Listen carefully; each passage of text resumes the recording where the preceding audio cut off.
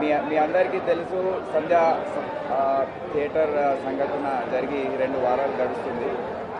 So ఈరోజు ప్రభుత్వం తరఫున నేను హెల్త్ సెక్రటరీ కృష్ణ గారు ఇక్కడ ఇచ్చేసాము. ఒక 2 వారాల నుండి కిమ్స్ ట్రీట్మెంట్లో ఉన్న 9 సంవత్సరాల బాబు శ్రీ తేజ్, ఆయన ఆరోగ్య పరిస్థితి ఏంటి, ఇంకా ముందు వచ్చే రోజుల్లో దాని గురించి ఏమేమి చర్యలు తీసుకోవాలో గురించి డాక్టర్స్ని అడిగి తెలుసుకున్నాము. సో దాని బులెటిన్ ఎగ్జాక్ట్ కండిషన్ ఏంటో డాక్టర్స్ తర్వాత బులెటిన్ లాగా ఇస్తారు.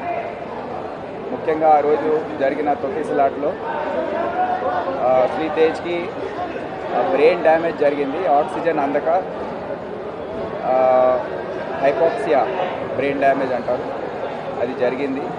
సో దాని నుండి రికవరీ కావడానికి సమయం పడుతుందని డాక్టర్స్ తెలియజేయడం జరిగింది. ఇప్పుడే ఆక్సిజన్ సపోర్ట్, వెంటిలేటర్ సపోర్ట్తో పని ట్రీట్మెంట్ ఇదంతా చేస్తూ ఉన్నారు. ఈ ట్రీట్మెంట్ కొద్దిగా సుదీర్ఘంగా సాగే అవకాశం ఉంది.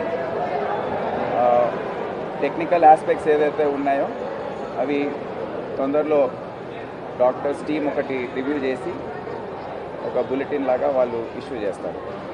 ఇప్పుడు కృష్ణ గారు మాట్లాడారు.